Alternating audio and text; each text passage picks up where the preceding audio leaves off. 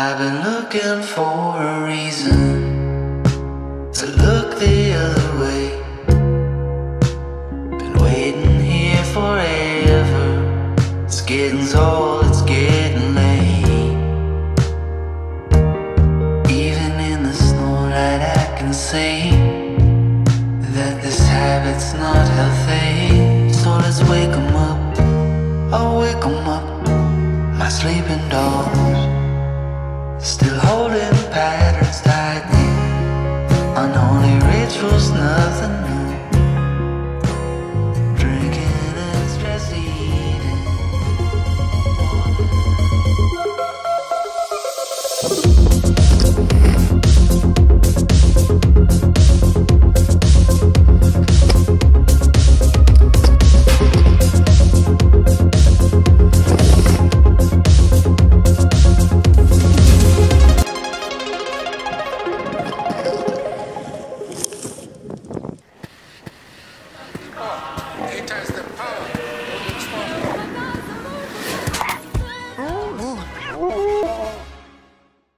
Hola YouTube, my name is Ricardo Lino and I'm a wheel addict. Let's talk about the Oxelo MF900. This is the urban inline skate from the shop Decathlon. And if you don't know what Decathlon is, well, Decathlon is one of the biggest sport chain shops worldwide. They are all over Europe, they are all over the world, I guess. Like, I know that in America they might not be as big, but they already started in America. Oxelo, it's their inline skates brand. And these, well, the MF900, it's their tri-skate urban skate. I think that's how you say it. Well, it's their 3 wheels urban skate. If you don't want to watch the whole review, I'm going to tell you, I like the skate, I don't like the wheels, and I don't like the liner that much. But if you want to know why, well, follow this review. So let's start with what you got here, the wheels. This skate comes with 2 different color wheels. They're not bad. They're not super high rebound, which is the type of wheels that I usually use on my inline skates. If you look there in the back, those are some of my skates. Well, the green ones, not really. The green ones are some Ultra Wheel Sabotage, and it's just a collector's item, but I thought it would be cool to put it on this video because people are talking about sabotaging inline skating, so why not put the sabotage skate right here? But anyway, talking about these are not super high rebound, and super high rebound wheels are usually fast and they have very good grip. These wheels, I cannot really complain too much about the speed. Of course, they're not the same as a speed skate wheel, but the grip, well, the grip could be better. Now, if you don't know what a super high rebound wheel is, if you look into most of the skate brands, you will see SHR wheels. SHR stands for super high rebound. And what does that do? Well, if the wheel is very bouncy, when you're rolling forward with the vibration, because you're rolling forward, it tends to throw you forward, meaning that it's going to be faster. Also, when you are edging and trying to do like a tighter turn, because there's more flexibility, more flexibility to the wheel, it tends to adjust to the roughness of the ground, giving you more grip. Now, when the wheel is not as bouncy, well, that's where the wheel starts losing a bit of grip. A good example that I can give you, think of a plastic wheel. This is not a plastic wheel, this is an okay wheel, but if you have a plastic wheel, well, there's no rebound on that. So when you try to turn, you just feel it like super slippery, right? So on these ones, the problem it's not just that they're not super high rebound, but as much as I like to have 2 different color wheels for style points, in fact, when I made my introduction to micro, I was using a different wheel in the front of my skates, or in the back, I don't remember, but I was using a different wheel. Now, with these skates, what I find out was that the black wheels, they don't last as long as the white ones. This is normal because usually the color of the urethane, it's more creamy white, you know? Black wheels, they need to put some chemical product in order to get this color, and that makes the urethane weaker. Now, I find out that with the skating that I did for this video, which wasn't that much, but I find out that the black wheels were going a lot faster than the white ones. Also, about the grip, I cannot tell you exactly if it was the black wheels that had less grip than the white ones, but I can tell you that these wheels grip is very, very weird. Yes, I know that I haven't been skating 3-wheel skates as much as I used to, and I know that when you have a 3-wheel skate, when you want to slide, you don't have the same amount of grip, right? There's only 3 points of contact to the floor, making you feel like a little bit too free to slide out, and that happened a bit. But I've done plenty of slides with tri-skates, and usually they have a lot more grip than these. So I find out that it was very, very easy to start sliding, but it was very hard to control. So that's one of the reasons why I didn't like the wheels that much. They didn't felt like there was like a lot of noise coming out of the bearings or anything like that, because sometimes the wheels are just cheap. These don't feel like cheap wheels, they just don't feel like the type of wheels that I'm used to. Also, bearings on these skates, they're ABEX 7 and they roll super good. Now, when we come to the frame, there's something interesting about this frame. 2 wheels in the back are closer than the 2 wheels in the front. This is very commonly used for slalom or for speed slalom skates, but also most of the time speed slalom skates will allow you to rocker the front wheel, bringing the front wheel up a little bit so that these 2 wheels are the ones touching the ground. But even if they're flat, by having those 2 wheels closer, the skate will be a lot more agile, which is actually quite cool when you have such a long frame. For you watching these, you might think, but that's not that much of a big frame. Well, it is. Most of the times, other skates using 3x110s, they use 243mm frames, just like the black ones that you have there. Those are the Micro MT3. And even with 3x110, you still have a little bit of space between wheels. Now, these ones, they are using 255mm frames. It's 255mm length frame from these to this axle, and that could have been used a bit differently, if you ask me, by just getting like a little bit of a deeper cut here in the front, a bit of a deeper cut in the back, and just a little bit of shaving in the boot.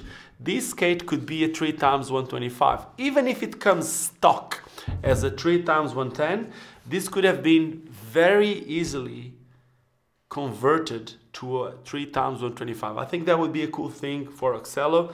They can still do it in the future. And one of the reasons why I think this could work is, yes, this is not the most solid frame on the market, but it's stable. This is a stiff enough frame. I actually like this frame. I could skate this frame very easily, and especially because this frame is attached to this boot, which has an aluminum mounting plate. And for this price, this is a 110 euros skate. And it comes with an aluminum plate. This is not very common, so it's a good thing. And this frame on this boot, yeah, I really believe that they could have just taken the advantage and make it 3x125. Maybe even if it doesn't come stock as a 3x125, but they could make it to be used as a 3x125. Then the middle wheel would need to move to the middle so that they have space for that. But yeah, I guess that is it. There's something else about this skate that I think it can be a really big problem. So when I take the rear wheel, to start with, there's something else that I don't like, which is I'm so used to have one axle only to take my wheels off. With these, most of the times I would need to have 2 Allen keys, which it now came out with 1 only, but most of the times, at least if you want to tie it properly, you're gonna need 2 Allen keys. But now check this out. There's something that I like a lot, but it is also something that I really hate, and that is, you see this? I can use the exact same Allen key to take the screw. You might be thinking, yeah, but that's perfectly normal. Yes, kind of. Well, this, I think it's a 5mm Allen key, right? Perfectly normal. Most of the skates on the market, they will also need a 5mm Allen key, which is perfectly normal. Now, some brands like Micro, Seba, FR, they will need a thicker Allen key, such as this one. I don't want to say anything wrong, but I think it's a 6mm. I think it's a 6mm Allen key.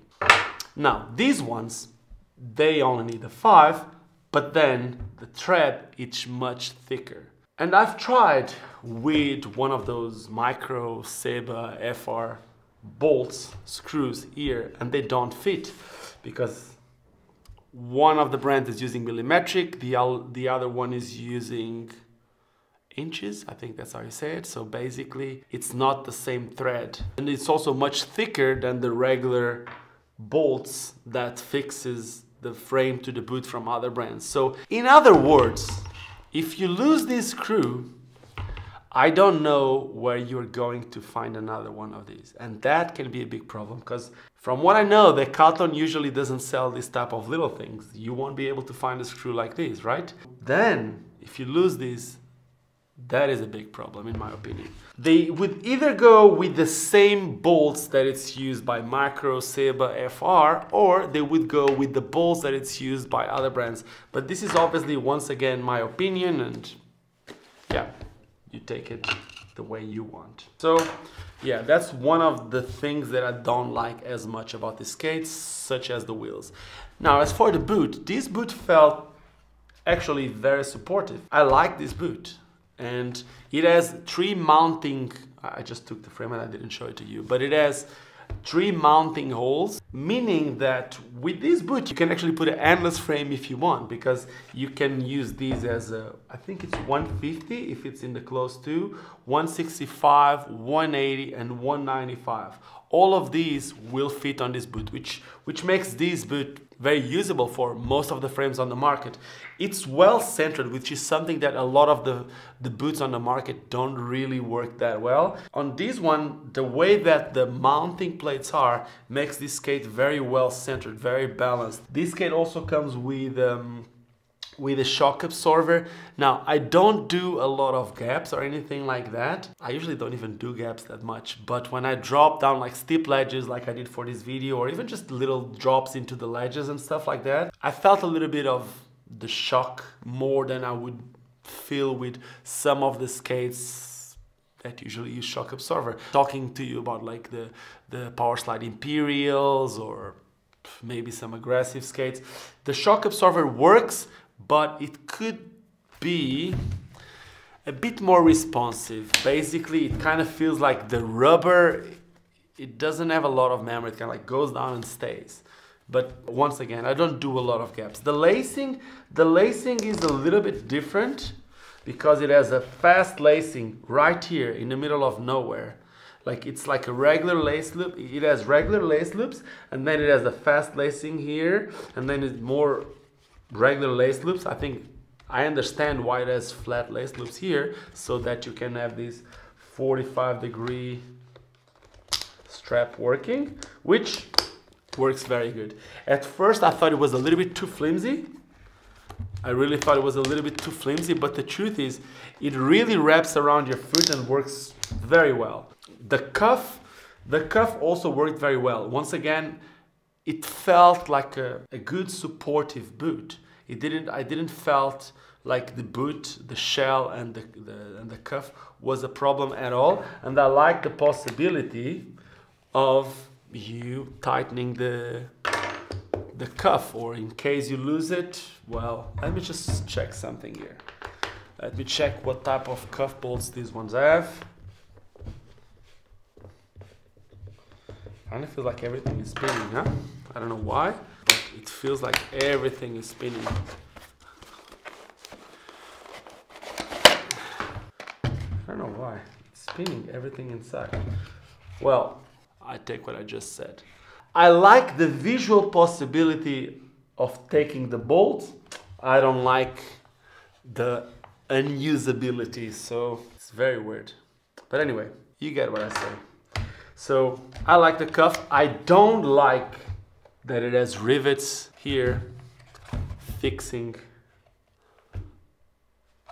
the buckle. But once again, this is something that it's very easy. You just come with the little Dremel or with the little drill, and you can just break.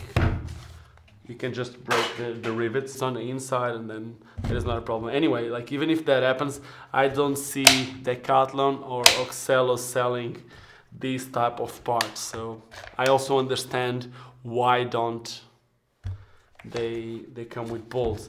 But that's one of the reasons why I don't understand too why they actually come with the screws, because this is cool. It just doesn't work. Now, Oh, now I know. So, it's more of a visual thing, because check this out. You're very, very, very close. So basically, let me try to show you something. See? The shock absorber is very, very, very slim.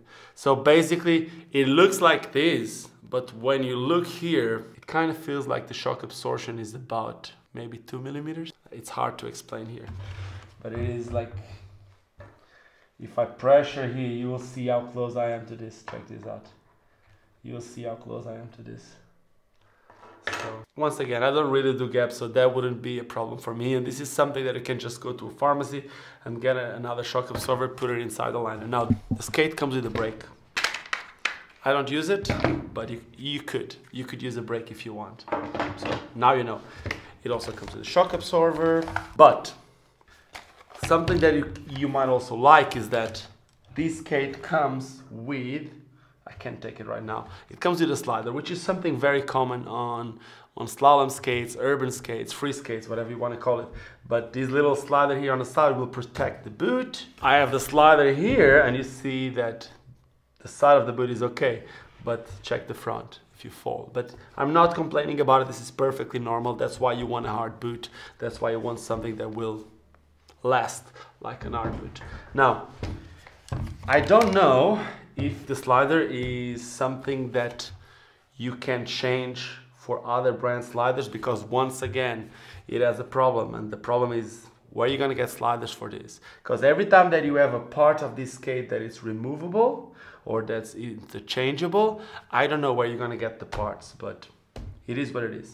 Now, going to the liner. When you fill this liner, you will see that it has a neoprene toe area, which doesn't really work that well because it has a tiny bit of neoprene right here, but then all the materials around it, including the top, they're very stiff materials, and even the neoprene doesn't feel like the stretchiest neoprene in the world. But at the same time, it also didn't feel to me like there was a part, like a weakness in the liner. To me, I actually bought the size 44, I'm usually a size 43, so I didn't really felt like this was a problem, but now feeling it like this, it could be different, it could have been done differently. But the materials of the foams, that's where it's a bit weird, because the outside is very, very hard. And I understand why it's so hard, because it's close to the plastic and they want to protect the foot from getting any imperfections that the plastic might have. Then the foams on the inside, they're too soft. So I don't know if you know, but there's plenty of different density of foams inside liners. And yes, it's very common that they use very hard foams on the inside and very soft foams on the inside, but usually there's something in the middle, like not too soft, not too hard, in between to make that connection, kind of like a transition if you're editing video. Here, it kind of feels like that is inexistent. And what happened with me was, yes, my feet are not normal. My feet, like both ankles, they have like huge bumps on the side and stuff like that. So on these, I really felt like my imperfections, the imperfections of my feet were feeling very strong pressure points. I actually filmed it and you can see it, like there's these red parts on my feet, and that's because of the pressure that the boot was causing me. But once again, that's because my feet are not the best, mostly due to skating, but that could have been changed by having a different liner. So this is something that if I would want to skate more often, I would actually change the liner. So all in all, as a conclusion for this skate, well, I like it. There's some things that I would have it differently, but if you buy something like this, well, you change the wheels, you change the liner, and you're good to go. But now let's think this out. Like, what's a good liner? Well, a good liner will cost you at least 60, 70 euros to start with. A good liner, a really good liner, would cost all the way up to 200, which is more expensive. But if you're gonna spend around 60, 70 for a liner, then the skate is not 110 anymore, then we're talking about 180. And then the wheels, if you're gonna get a good set of wheels for tri-skates, you would be spending around 60 euros more. So now we're talking about a 240 euros skate. It still has some of the features that other skates on the market would have for 240 euros. Like, it has the mounting plate, it has like a supportive boot, it has a good frame, but if you break something, you're kind of stuck. So yeah, that is it. It's a good skate, but you need to know what you're going for if you buy a pair of the Decathlon Oxelo MF900 Urban Tri-Skate. It's a long name, but that's the real name of the skate, and I was able to do it by the end. So, thank you for watching. I hope you enjoyed this video. If you enjoyed this video, do not forget to subscribe to the channel. I was actually able to make this video because of all of you guys supporting what I've been doing. I bought these skates myself. These were not sent to me by Decathlon. I went out and bought these skates, and that's only possible because of your support, either through my shop or when you guys just press on that join button and become a member of this channel. Well, that will allow me to buy more of these skates and make more reviews for you. Now, if you can't do it, well, I'm gonna still keep making videos for everyone who wants to watch it. I really appreciate that you subscribe to the channel. I also appreciate if you give me a thumbs up to this video so that YouTube is going to suggest this video to more people. If you didn't like it, give me a thumbs down, but let me know what you didn't like about this video so I can try to change it for the next one. And just to wrap it up on this video, don't ever forget why we all started skating. And with Decathlon Oxelo skates, with Micro, with Sabotage, with whatever skates you want, we all started because it's fun. Cheers and see you soon. It got a little longer, so team.